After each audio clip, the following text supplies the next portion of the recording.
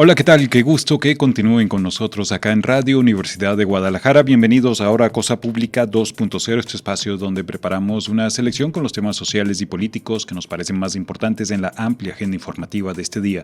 Se lo compartimos con un análisis crítico de la realidad en la que nos encontramos transmitiendo en vivo este jueves 9 de octubre del año 2025. Hoy vamos a comentar varios asuntos. Por supuesto que vamos a iniciar con esta importante noticia de escala internacional, que es el acuerdo de paz, la primera fase de un acuerdo de paz entre Israel y el grupo palestino Hamas. Ya fue confirmado que entra en vigor tanto por la parte israelí como por la parte del grupo Hamas. También, pues por supuesto, el presidente estadounidense Donald Trump confirmó este acuerdo. Donald Trump, por cierto, patético, que está desesperado tratando de ganar supuestamente un premio Nobel de la Paz a partir de estos esfuerzos.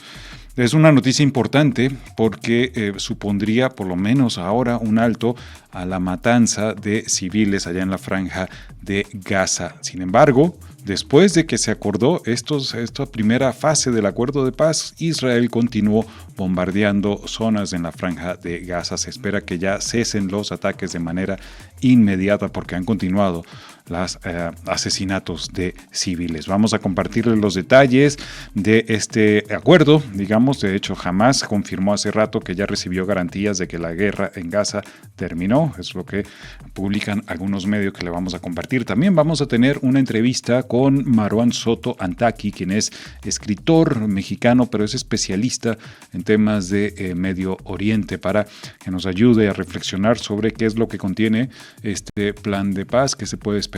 Y hay que recordar además que se han planteado muchas dudas sobre las intenciones que tendría Estados Unidos e Israel sobre el futuro de la franja de Gaza. Añoran ellos su digamos, fantasía de Trump, sobre todo, es convertirlo en un centro turístico, en un resort de lujo. Vamos a ver qué es lo que trae este plan de paz. También vamos a hablar de otros asuntos. Les vamos a compartir información que tiene que ver con la crisis en torno a personas desaparecidas aquí en Jalisco, en particular, que sigue todavía muy encendido el debate y las críticas por la crisis forense. Y ya hacia el final del programa vamos a tener otro contacto, esto con Marco Núñez Becerra, quien es el rector del Centro Universitario La Ciénaga, acá de la Universidad de Guadalajara, que nos va a compartir, hacer el anuncio y la invitación a unas jornadas que se van a realizar sobre periodismo estos días del 13 y 14 de octubre de este año. Parece que es un programa que se ve bastante interesante.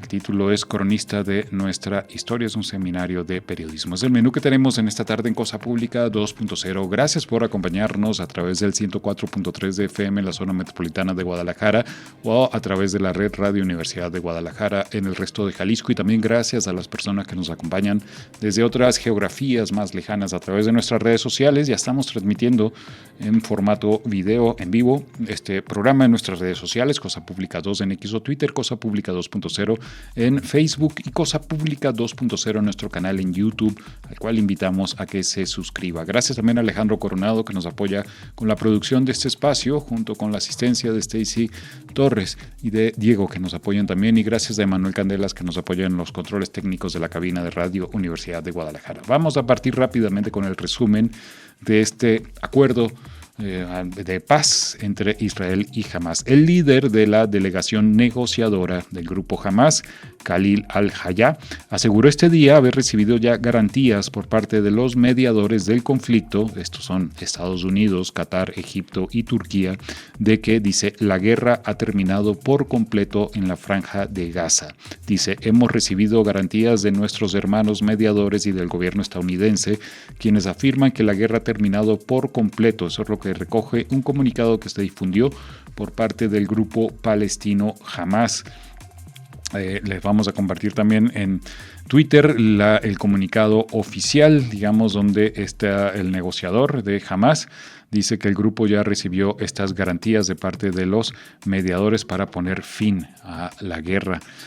Dice que Hamas seguirá trabajando con las fuerzas nacionales e islámicas para completar los pasos restantes y lograr los intereses de nuestro pueblo palestino, que son su autodeterminación y el cumplimiento de sus derechos hasta el establecimiento de su Estado independiente con Jerusalén como capital. Ese último aspecto es sumamente importante, el reconocimiento no solo del Estado palestino, sino de Jerusalén como la capital, algo que será pues probablemente complejo en las negociaciones del plan de paz. También insistió en que la delegación de Hamás abordó este plan con gran responsabilidad y presenta una respuesta que sirve a los intereses de nuestro pueblo, protege sus derechos y previene el derramamiento de sangre. También incluye nuestra visión para poner fin a la guerra. Hamás está a la espera de que el gobierno de Israel ratifique la primera fase del acuerdo para Gaza impulsado por el presidente Donald Trump, que implicaría el intercambio de rehenes por presos palestinos, también un alto al fuego y la entrada de ayuda humanitaria, aunque pues hay información que llega desde Israel de que se confirma la versión final de esta primera fase del acuerdo de paz. Israel afirmó también este día que todas las partes firmaron la versión final de la primera fase del acuerdo con Hamás para un cese al fuego en Gaza y la liberación de los rehenes israelíes con vistas a poner fin a 2 años de guerra. Este acuerdo entre Israel y Hamás fue labrado a partir de un plan de 20 puntos planteado por Trump y prevé la liberación de los rehenes israelíes que siguen con vida a cambio de la excarcelación de casi 2,000 palestinos. Rubén Martín, buenas tardes. ¿Qué tal, Jesús Estrada? Es una noticia muy, muy relevante, sin lugar a dudas, especialmente, evidentemente, para las más de 2 millones de personas que viven en Gaza, la población palestina que vive en Gaza, que han celebrado este avance de este acuerdo. Vamos a ver si se concreta. Continuando con esta nota de agencias que publica la jornada, la portavoz del gobierno de Israel, Shosh Bedrosian, informó que todas las partes firmaron en Egipto la versión final de este acuerdo para la primera fase del plan, tras las negociaciones indirectas en la localidad turística de Sharm el Sheikh, con la mediación de Estados Unidos, de Qatar y de Turquía. La propuesta debe recibir la aprobación del gabinete del primer ministro Benjamín Netanyahu a las 15 horas, tras un encuentro una hora antes de su gabinete de seguridad en Yan Yunis, al sur de la Franja de Gaza, en un territorio devastado donde hay una hambruna según la ONU. Los palestinos aplaudieron, gritaron de júbilo y bailaron al anunciarse el acuerdo, según imágenes de AFP. A pesar de todos los muertos y la pérdida de seres queridos, hoy estamos felices tras el alto el fuego. A pesar de la tristeza y a pesar de todo, estamos felices, también afirmó Ayman al-Nahar, un ciudadano de la Franja de Gaza. Por otro lado, en Israel, en la Plaza de los Rehenes de Tel Aviv, la gente también se abrazaba y se felicitaba después del anuncio que da esperanza de un retorno a los casi 20 secuestrados israelíes que siguen con vida. Todavía persiste la incertidumbre sobre otros asuntos planteados por el presidente Trump, como el desarme de Hamás y que Gaza sea gobernada después de la guerra por una autoridad de transición encabezada por él mismo. Esto es impresionante.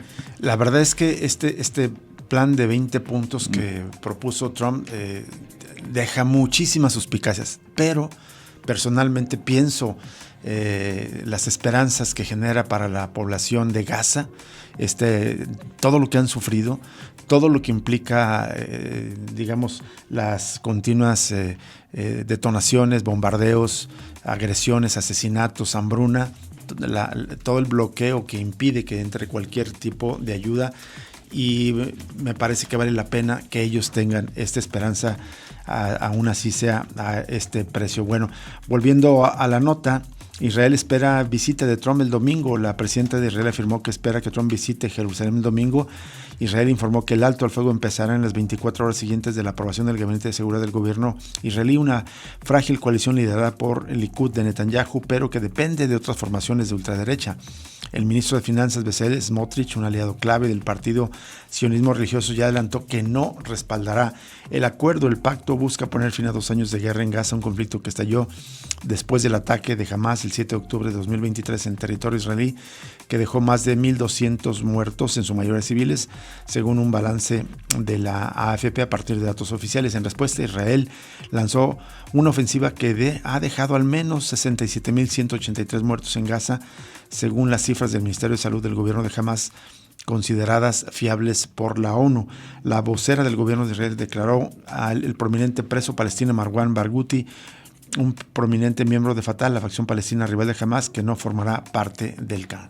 Sin embargo, lamentablemente los bombardeos de parte de Israel continuaban. De hecho, en redes sociales algunas informaciones llegaban de que supuestamente incluso cuando estaban los palestinos celebrando, estaban cayendo bombas. Pero en este resumen de agencias cuentan que después del anuncio de la Defensa Civil de Gaza, informó que continuaron los bombardeos israelíes. Para que se concrete el canje, el ejército israelí anunció que prepara el repliegue de sus tropas en la franja de Gaza, de la que controla casi 75%. Trump anunció por su parte en su red social Truth Social que dijo: todos los rehenes serán liberados pronto, Israel retirará sus tropas a una línea acordada como los primeros pasos hacia una paz fuerte, duradera y eterna. Y se recuerda que de los 251 personas secuestradas por el movimiento islamita en su ataque en octubre de 2023, 47 siguen en Gaza, 25 de los cuales han muerto, según el ejército de Israel. El Foro de las Familias de Rehenes, principal organización de familiares de los secuestrados, invitaron al presidente estadounidense a reunirse con sus representantes cuando viaje a Israel. También está pendiente la entrada de ayuda humanitaria. Hamás pidió a Trump que presione a Israel para que aplique plenamente este acuerdo. Según una fuente del movimiento islamista, está previsto que al menos 400 camiones de ayuda humanitaria entren cada día a la franja de Gaza durante los 5 primeros días del alto al fuego. La Media Luna Roja egipcia afirmó este día que 153 camiones con ayuda humanitaria van camino a la franja. La clasificación integrada de la seguridad alimentaria, que es un organismo respaldado por Naciones Unidas, declaró el estado de hambruna en Gaza, y una agencia de Naciones Unidas atribuyó la situación a la obstrucción sistemática de parte de Israel, una información pues que es desmentida por el Estado hebreo. Casi 1 de cada 6 niños sufre desnutrición aguda en Gaza debido a la guerra. Esto concluyó un estudio publicado en la revista The Lancet y financiado por la Agencia de la ONU para los Refugiados Palestinos, la UNRWA. Justo la directora de esta agencia informó que ya están listos, una vez que el Estado criminal de Israel lo permita, ingresar la ayuda humanitaria. Hay 12,000 empleados dentro de Gaza dispuestos a distribuir esta ayuda alimentaria. Y bueno, hay que recordar que este anuncio fue hecho público por Donald Trump ayer. Más o menos después de que acabamos el programa, como a las 4:30 de la tarde, fue que se hizo público que había este primer avance entre Hamás e Israel, lo cual pues desató todas las otros posicionamientos, la confirmación por parte de Hamás y también de parte de Netanyahu, que dijo que los rehenes volverán pronto a casa, justamente después de alcanzar el acuerdo de esta primera fase de este plan. Vamos a una pausa y regresamos con la entrevista de esta tarde.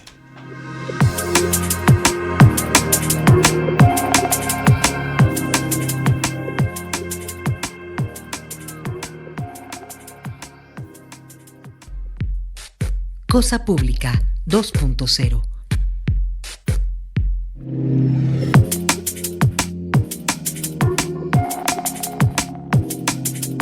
Seguimos en Cosa Pública 2.0, vamos a la línea telefónica y saludamos con muchísimo gusto a Marwan Soto Antaki. Él es escritor, especialista en Medio Oriente, autor de varios libros, entre otros Pensar Medio Oriente, que publicó en el año 2016, y es columnista en distintos medios, publica cada semana en el diario Milenio una columna, y bueno, es uno de los analistas más acuciosos justamente de Medio Oriente. Marwan, muchas gracias por aceptar conversar con nosotros. Muy buenas tardes, te saluda Rubén Martín. Marwan, estamos ya al aire, ¿me escuchas? Sí, perfecto. Perfecto, muchas gracias, Marwan. Bueno, una primera impresión de este avance del cese al fuego, de este acuerdo de paz, que todo indica que ya ha sido aceptado por ambas partes, por Israel y por Hamás, para por fin llevar un poco de paz a la Franja de Gaza. A ver, primero para tratar de ponerle un poco de contexto, ¿no? Porque esto no sale necesariamente en el aire. Ah, claro. Venimos de un periodo donde el nivel de violencia nos deja los saldos que conocemos a 2 años. Por un lado son los más de 66,000 muertos en la Franja de Gaza, y no podemos en ningún momento olvidar que tenemos 48 rehenes, 2 años todavía en manos de Hamás, de los cuales 20 se espera que siguen vivos. Eso lleva a que el nivel de presión alrededor de cualquier cosa relacionada con Gaza haya llegado ya a un punto quizá límite que se le podría salir de la mano, no solamente a la situación de la supervivencia en Gaza, sino también políticamente a Netanyahu.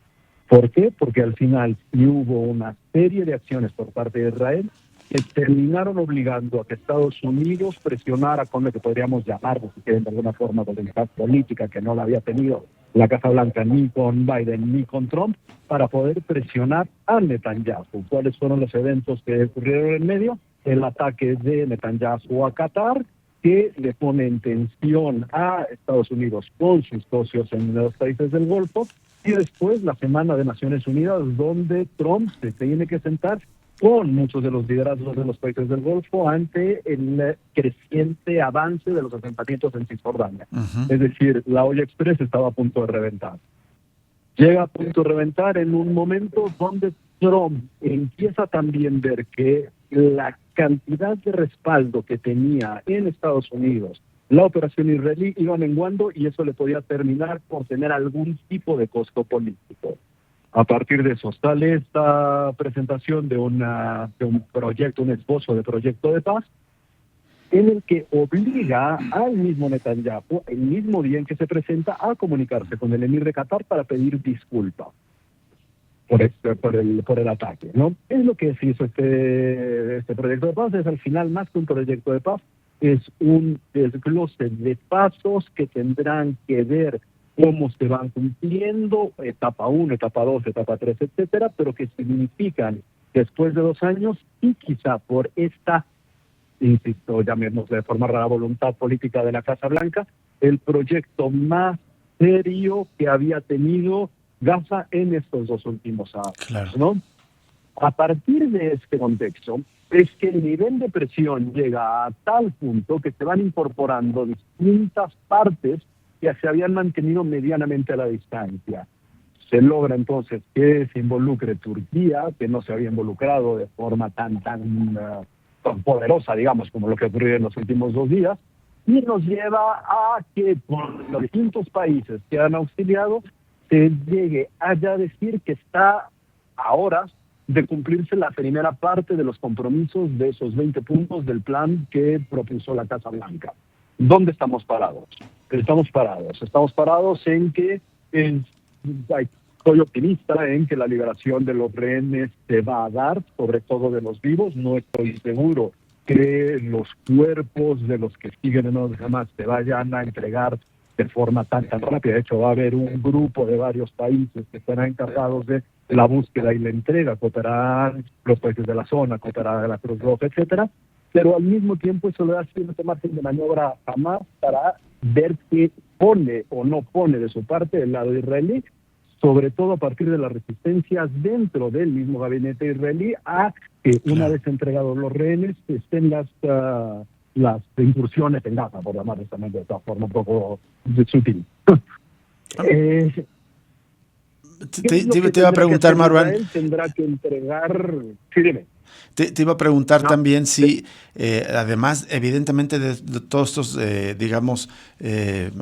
puntos del contexto que mencionaste, si también la presión social, es decir, las intensas movilizaciones que ha habido a través alrededor del mundo, Sydney, Europa, América Latina, África, evidentemente Medio Oriente, jugaron un papel para presionar a llegar a este acuerdo de paz. Honestamente no creo. A ver, si nos vamos a la que ha hecho más ruido últimamente, la flotilla. La flotilla, yo no estoy muy afín a los activismos de este estilo. Creo que tampoco tenían un objetivo político claro, ni que podían ejercer ninguna presión ni de visibilización, porque un acto como el de la flotilla no iba a traer más visibilidad a lo que ocurre en Gaza que los 2 últimos años de realidad en Gaza. Entonces, no, la verdad no le doy mucho peso en términos de política real a ellos.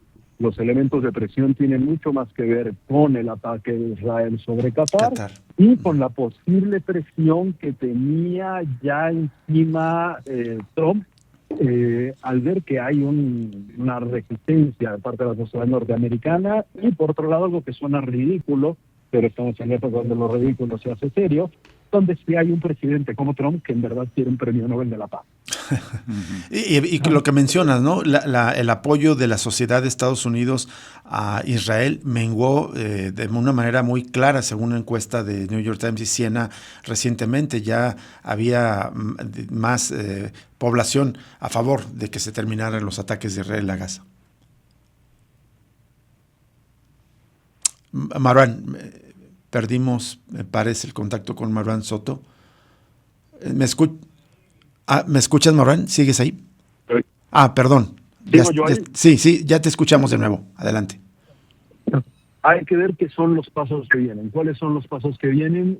Israel se comprometió a liberar un número de rehenes a partir de una lista de prisioneros palestinos que tenían en sus cárceles, a partir de una lista que se fue negociando a lo largo de la semana. Hay un nombre en particular que nos da a entender cómo no hay una concesión completa, como por ejemplo, Hamas habían pedido que se liberara a Barghouti, líder de Fatah, un hombre no muy viejo, pero tampoco un hombre joven, 60 y tantos años, pero que representa uno de los principales liderazgos para Palestina en su conjunto, para los dos territorios. Israel se terminó negando. ¿Por qué se niega? Porque no solamente lo ve como una especie de asset al que no estaría dispuesto de entregar, pero también porque la coalición de Netanyahu tiene un nivel de resistencia, es decir, los ministros Ben-Gvir y Smotrich, a que se dé una percepción de que entregaron todo. Uh-huh. A partir de eso es que podría, y justo eso me refería cuando decías, que podría venir la postura de Hamas hacia la entrega de los cuerpos, ¿no? Ya que una vez que se entreguen, pensemos lunes, martes, los rehenes, eso no quiere decir que vaya a suceder algo más allá de la entrega de rehenes. Los 20 puntos de la propuesta de Trump implican muchísimas cosas. ¿Qué es lo que cambió en esta ocasión para llegar a donde estamos? Es que esos múltiples detalles que están en cualquier tipo de acuerdo de ese, del acuerdo, pero más en este, los matices dejaron de importar tanto como para poder tener en primer lugar el elemento que nadie estaba dispuesto a ceder del lado de Israel, Estados Unidos, que con los instrumentos de presión que se habían venido desarrollando eran necesarios franquear para poder pensar en hablar las siguientes fases. Es decir, las siguientes fases están en puntos suspensivos. Exacto. Marwan, te saluda Jesús Estrada. Justo quería ver lo de las siguientes fases, pero en particular creo que una gran pregunta es, ¿qué plantea este plan para el futuro de la población palestina?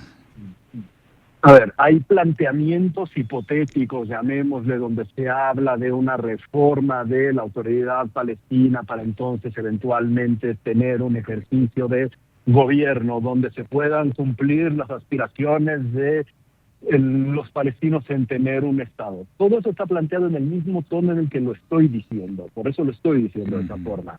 Porque el plan, en realidad, en términos reales, todavía no llega a esos puntos donde se pueda pensar en el futuro de Palestina, en una solución de dos estados, en un desarrollo de la habitabilidad de la región. En este momento, en términos reales, estamos hablando de los rehenes, los prisioneros y la entrega de ayuda.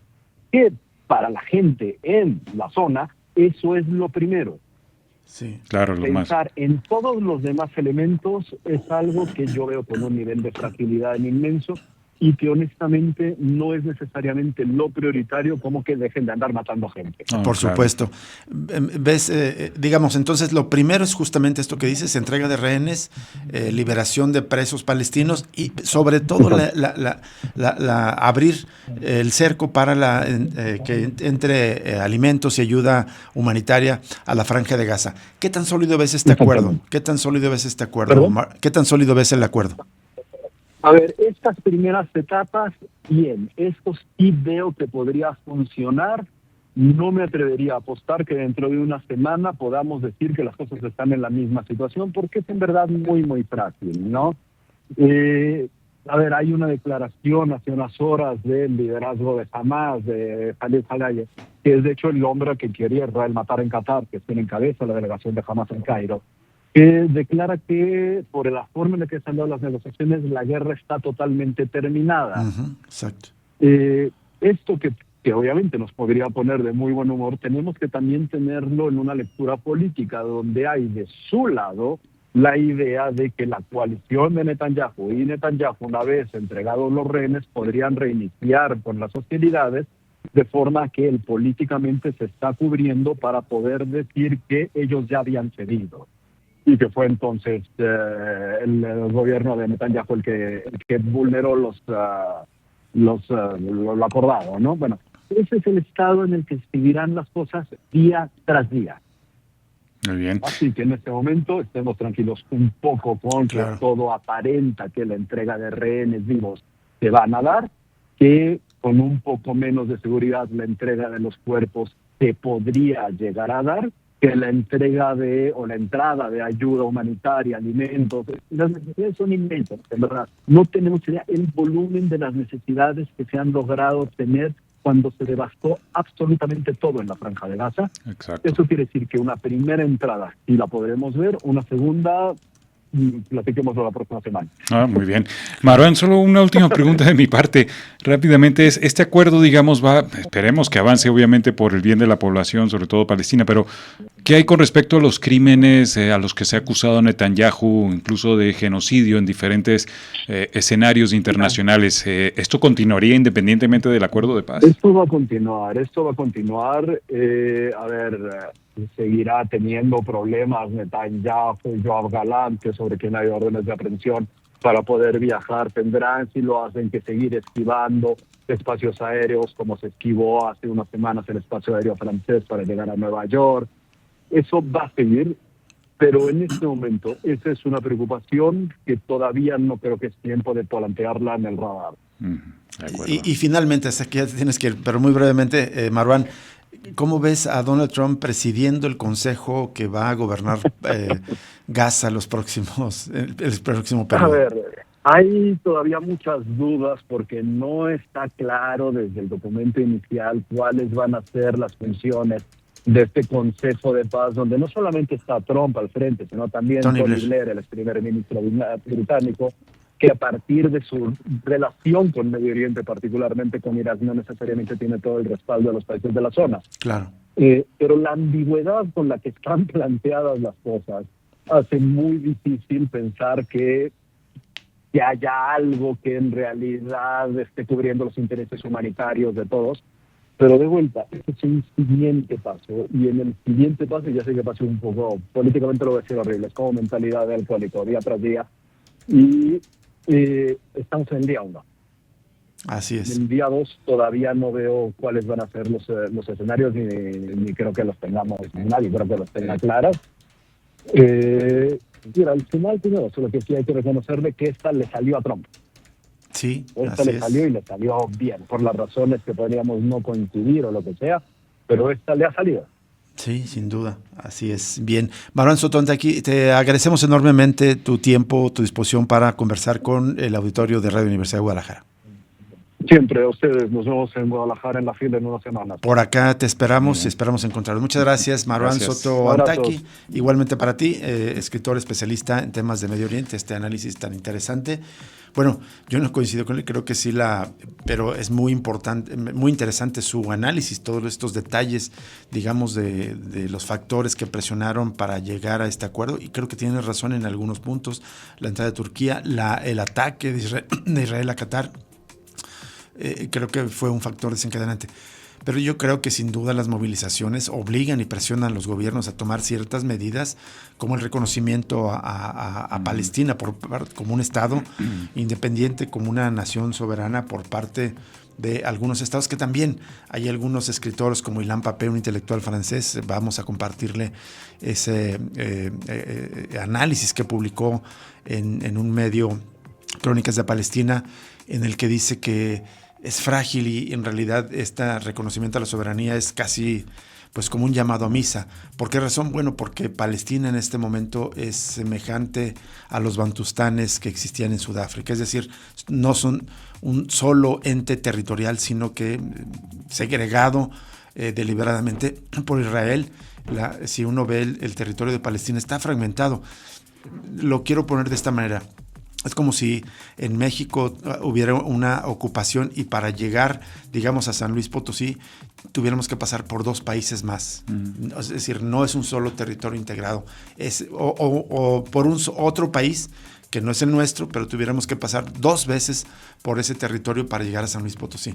Así es la realidad en este momento terrible de Gaza, pero de cualquier manera el fin de la guerra, del genocidio, de la hambruna, es lo más alentador dentro de todo en este momento, claro. A mí me preocupa ese futuro ¿qué va a pasar con los 2 millones de habitantes? Porque ya se ha planteado desde hace tiempo los planes de Estados Unidos e Israel de sacarlos y apropiarse completamente de la Franja de Gaza, de expulsarlos a otros países o arrinconarlos en otros lugares. Digo, sí me preocupa que se complete el despojo del territorio por parte de Israel, quizás poniendo algún gobierno títere afín en el lado de la Franja de Gaza. Y también lo de las protestas, Rubén, sí coincido que ha sido importante y creo que sobre todo el balance de estos 2 años de lo que ha ocurrido es que a diferencia de años anteriores, la narrativa a nivel mundial pro-israelí se ha roto a nivel de los medios de comunicación. Generalmente la mayoría de la población se creía, digamos, toda la información oficial que venía de Israel y eso se ha roto en este momento. Tradicionalmente sectores más de, digamos, de izquierda son los que siempre han apoyado la causa palestina y yo veo que ahora es una cuestión mucho más amplia, más allá, digamos, de la ideología, digamos, que política que tenga cada persona. Sí creo que ha sido un factor que va a permear, digamos, de aquí en adelante esa presión, la pérdida de la narrativa de parte de Israel. Y por cierto, y lo de Trump y su ambición del premio Nobel se ve difícil, eso sí, estaba viendo que una nota que decía que es muy complicado que vayan a otorgarle el premio Nobel de la Paz, que está ya por definirse en estos próximos días, esta semana. Pero este acuerdo, capaz que nos llevamos una sorpresa, Jesús. Yo creo, sí, como dijo Marwan, contra todos mis digamos, mis simpatías, creo que es cierto que esta le salió a Trump. Y un punto, entre los 20 puntos explícitos del plan propuesto por el gobierno de Estados Unidos, hay que decirlo, es decir, no solo Trump, pero el gobierno de Estados Unidos, en acuerdo con varios países de manera destacada, Qatar, Turquía, que entraron de último minuto, Emiratos Árabes, se dice explícitamente que no está prevista el desplazamiento de la población palestina de la franja. Ojalá se cumpla esto, pero insisto, lo más importante, he estado viendo muchísimos videos desde la madrugada y desde este día de cómo festejaban la población gazatí este acuerdo. A ellos les llegó la información en la madrugada. A partir de las 2 de la mañana les llegó este acuerdo y se la han pasado celebrando. Es decir, saben que hay mucho en juego, en riesgo, es muchísimo lo que han perdido. Un testimonio de un gazatí decía, bueno, es agridulce esta noticia porque ya no tengo nada, ya no tengo un tenedor, ya no tengo una mesa, ya no tengo un plato en mi casa, ha sido totalmente devastada, pero al menos ya no nos están bombardeando. Era tal el nivel de destrucción, de violencia, de guerra, de hambruna, de genocidio, que al menos que cesen esas hostilidades es algo positivo, algo para festejar para la población de Gaza, y no somos nosotros para decirles no acepten este plan de paz. Ellos son los primeros en decidir qué es lo que les conviene y qué no les conviene. Vamos a una pausa y regresamos con más información aquí en Cosa Pública 2.0.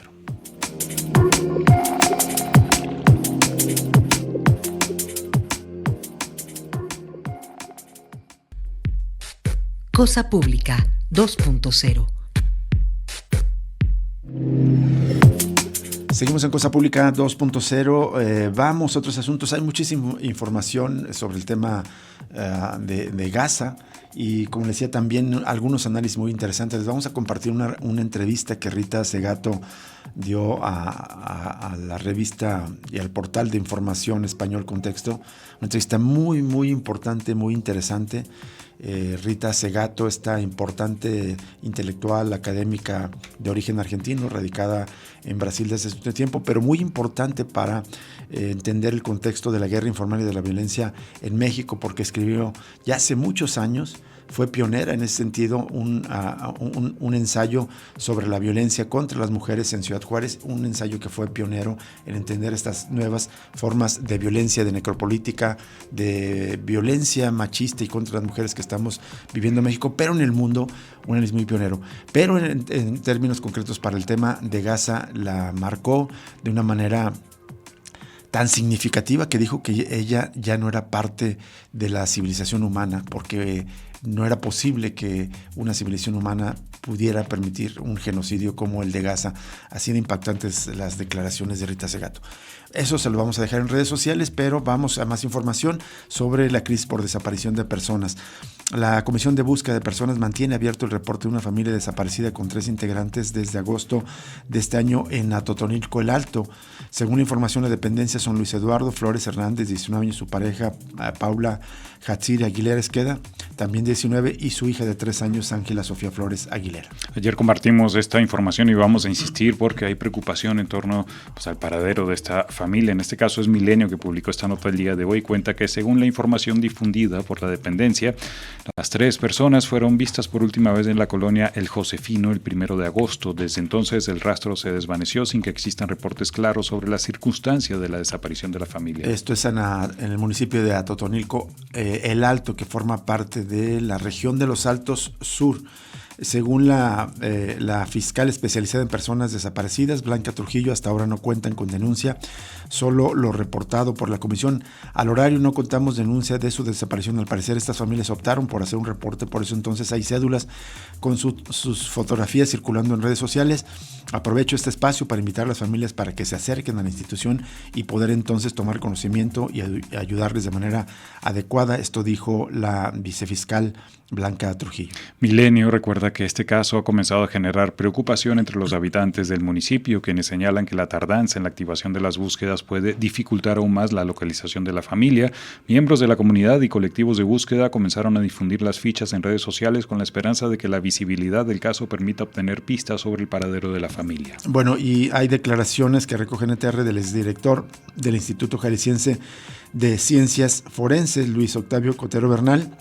Esto dijo que luego de que NTR obtuviera por medio de la Plataforma Nacional de Transparencia e Información de que fue hasta 2018 que se entregaron cuerpos a distintas universidades, algunos no contaban con el debido registro, y él explicó que cuando él entró en el instituto en 2015 entregaron cuerpos a la UDG y a la Universidad Autónoma de Guadalajara, siempre debidamente identificados. Cotero Bernal dijo que se trataba de cadáveres abandonados, pero con identidad plenamente confirmada y con todos los registros correspondientes, pero por si en algún momento un familiar los reclamaba, podía acudir a la universidad y solicitar lo que quedara del mismo. El exfuncionario afirmó que tras la publicación de la Ley General de Víctimas se detuvo totalmente la entrega de cadáveres, los cuales en la mayoría corresponden a personas fallecidas por causas naturales atendidas en diferentes hospitales, cuyos familiares no podían hacerse cargo de los gastos funerarios por falta de recursos. Nos vamos a otro corte y regresamos con la siguiente entrevista de esta tarde. Estaremos en contacto con el rector del Centro Universitario de La Ciénega sobre un encuentro de periodismo que va a organizar este centro universitario.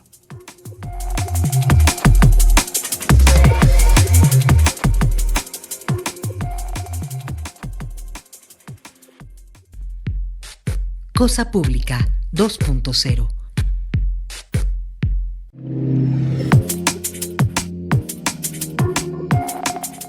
Seguimos en Cosa Pública 2.0 y vamos a la línea telefónica para saludar y agradecerle a al doctor Marco Antonio Núñez Becerra, rector del Centro Universitario de La Ciénega, el CUCIénega, que nos tome esta llamada para que nos comparta la información sobre un seminario de periodismo con el que se va a conmemorar y a celebrar que hace 20 años se inauguró la carrera de periodismo en este centro universitario, y lo van a celebrar con un seminario que se llama Cronistas de Nuestra Historia. Marco, ¿cómo estás? Muy buenas tardes. Rubén, muy buenas tardes a ti, a Jesús y a todo el auditorio que nos escuchan amablemente para hacerles parte de este seminario de periodismo en celebración justamente de una de las carreras más bonitas que tiene la Universidad de Guadalajara. Bien, si quieres empecemos justo por esto. Hace 20 años que se, inauguró esta carrera de periodismo. ¿Y por qué dices que es de las más bonitas de la Universidad de Guadalajara? ¿Y qué es lo que ha aportado justamente, no solo al CUCIénega, sino a Jalisco, al periodismo del Estado? Bueno, es una de las carreras más bonitas en virtud de lo que le ha aportado justamente al Estado de Jalisco y a nuestras sociedades. Les ha aportado a personas valiosísimas que ayudan a comprender y ayudan a generar procesos de verdad en nuestra comunidad.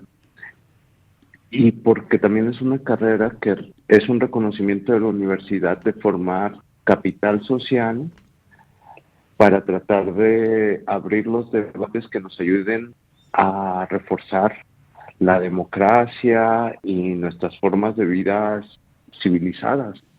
Por eso creo que el proyecto de la carrera de periodismo es uno de los mejores proyectos que tiene la Universidad de Guadalajara, a pesar de que, como todas las ciencias sociales, han tenido una decaída en las aspiraciones que tienen los estudiantes para ella. Por eso es muy importante reafirmar la importancia que tienen estos programas de estudio en la Universidad de Guadalajara, porque tienen una repercusión social fundamental, innegable, y porque además este tipo de carreras, a través de sus egresadas y sus egresados, bueno, pues han aportado valiosísimos activos para la defensa de la verdad y la democracia en nuestra ciudad, en nuestro país y en este estado de Jalisco.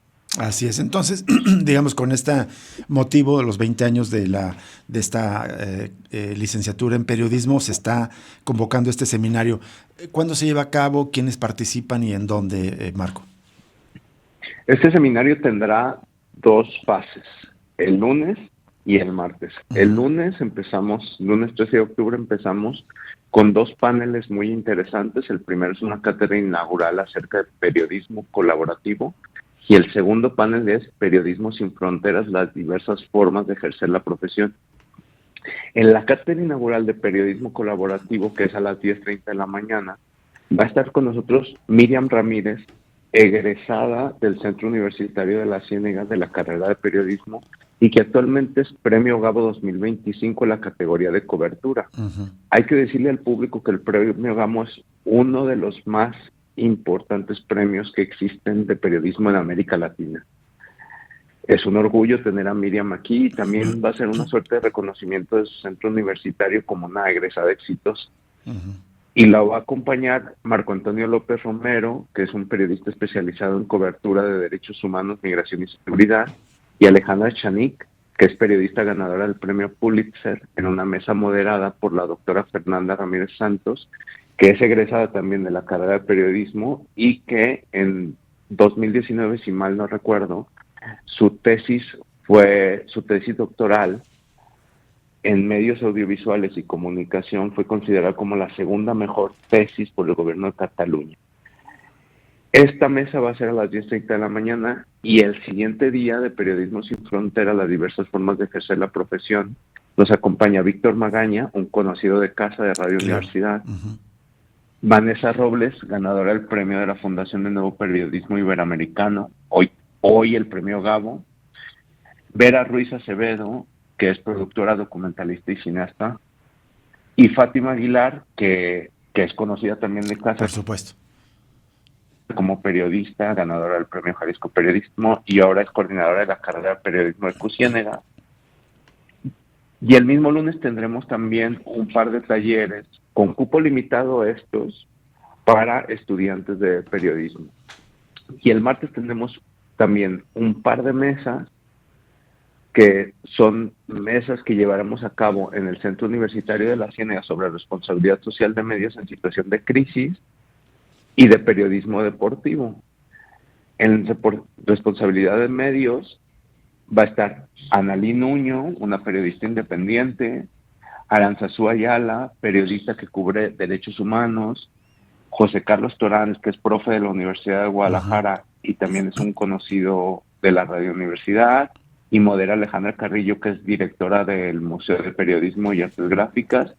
Y cerramos con una mesa de periodismo deportivo con Natalia León, que es periodista, analista de fútbol, Diego Alejandro Reos, que también es periodista y creador de Colectivo, y modera Héctor Farina, que es un académico de la propia licenciatura en periodismo, y unos talleres más que por ahí estamos anunciando en la página de internet de Cusiénega y en todas las redes sociales de nuestro centro universitario. Marco, estas actividades del martes ya se celebran allá en el Centro Universitario de la Ciénega, ¿no? Que tiene su sede en Ocotlán, ¿no?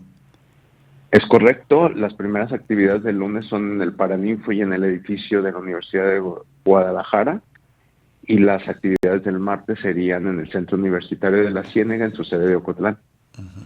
¿Qué tal, Marco? Te saluda Jesús Estrada, un gusto escucharte. Solo una duda, para poder participar, ¿qué tienen que hacer las personas interesadas? Sobre todo veo que en la parte de los talleres es cupo limitado, ¿no? Jesús, buenas tardes. Buenas tardes. Para participar en las mesas, en los paneles, están abiertos al público general. Y en efecto, los talleres tienen un cupo limitado porque, digamos, la materia misma no permite que estén tan extensos. ¿Qué hay que hacer? Si alguien quiere participar, primero, en los talleres hay que ser estudiante o miembro de la comunidad universitaria, y registrarse en un registro que aparece en la página de QCiénega. Ustedes ingresan a la página de QCiénega, hay un formulario y ahí se garantiza el lugar. Recordemos que hay cupo limitado justamente porque los talleres necesitan trabajar temas específicos que requieren que no sean tan expandidos en sus públicos. Muy bien. Marco, y bueno, digamos, toda esta celebración por el 20 aniversario de la licenciatura en periodismo, nos explicaste y nos comentaste quién participa en estas cátedras, pero la inauguración la hace justo la rectora, la maestra Carla Planter, junto contigo y otras autoridades, ¿no? Estamos proyectando que a las 10 de la mañana abramos este seminario con un reconocimiento y algunos discursos reconociendo la importancia que tiene la carrera para la Universidad de Guadalajara. Y sí, estamos invitando a la rectora general para que dirija un mensaje, porque además ella tiene mucha conciencia sobre la importancia de la de comunicación y el periodismo como instituciones que ayudan a la sociedad a debatir, a discutir, a conocer la verdad y evidentemente a reforzar los mecanismos de democracia que tenemos en nuestra sociedad. Así es. ¿Hay alguna numeralia que tengas de la carrera de cuántos egresados ha formado, cuántos periodistas, comunicadores ha formado esta carrera en estos 20 años?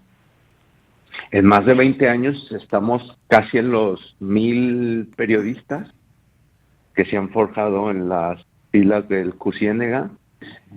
Y también existe ya la carrera de periodismo en el Centro Universitario del Sur, Ciudad Guzmán, y ahora se imparte periodismo digital en el Centro Universitario de Guadalajara. Uh-huh. Debo de decir que en últimas fechas ha habido una reforma al plan de estudio de la carrera. Ahora se incorporan mecanismos de comunicación digital también en la formación, porque reconocemos claramente que las nuevas formas de comunicación y las nuevas tecnologías han afectado el oficio y tienen que ser estudiadas en un proceso formativo universitario como el que brindamos en las aulas del QCiénega y de la Universidad de Guadalajara. Muy bien, Marco. Te agradecemos que nos hayas tomado esta llamada y nos compartas esta información. Y bueno, todos invitados este próximo lunes. Primero el acto inaugural a las 10 de la mañana y luego las cátedras a partir de las 10:30. Muchas gracias, Marco Antonio Núñez Becerra, rector del QCiénega. Muchas gracias, Rubén. Muchas gracias, Jesús, y a todo el auditorio que amablemente nos escucha. Hasta luego, gracias. Marco. Muy buenas tardes. El rector del Centro Universitario de la Ciénega. Varios colegas incluso de aquí, de esta estación pública, de este medio público Radio Universidad de Guadalajara, se han formado ahí en esta carrera de periodismo del QCiénega, muy importante porque fue la primera específicamente de formación de periodismo en la Universidad de Guadalajara. Aquí en zona metropolitana había una carrera en comunicación pública, uh-huh, sí, que era mucho más amplia. Sí, podía entenderse también como formación en periodismo, pero era más amplia. Específicamente periodismo fue ahí en QCiénega. Enhorabuena por estos 20 años. Ya nos vamos prácticamente. Hay otras notas que quisiéramos compartirle. Hay una información relevante sobre el tema de tortura que después de un mes de retraso, Jalisco no ha publicado el decreto para que una fiscalía antitortura. Es una nota de nuestro compañero Ignacio Pérez Vega que ya les vamos a compartir en redes sociales. Un tema pendiente de los legisladores. Y urgente porque ya viene el presupuesto. Si no se aprueba ahorita, pues quedaría sin presupuesto para el próximo año. Y está pendiente también a ver si lo que conversamos con la diputada Tonantzin Cárdenas la semana pasada, sí, los diputados y el gobierno del estado está a la altura del desafío de la crisis por desaparición de personas y aprueba un aumento significativo del presupuesto para las dependencias encargadas de hacer las búsquedas, de atender a las víctimas, de identificar a los cuerpos que están en los servicios médicos forenses. Vamos a ver si los diputados cumplen con esto. Nos vamos. Muchísimas gracias por acompañarnos. Lo invitamos a permanecer en sintonía de Radio Universidad de Guadalajara. Sigue la Chora Interminable, luego la programación habitual y nosotros lo invitamos a que mañana nos acompañe nuevamente a otro análisis crítico de la realidad aquí en Cosa Pública 2.0. Gracias. Hasta luego.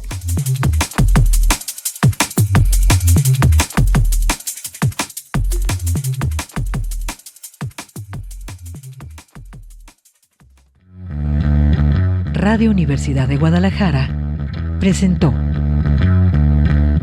Cosa Pública 2.0. Rubén Martín y Jesús Estrada con el análisis crítico de la actualidad. Cosa Pública 2.0. Gracias por escucharnos.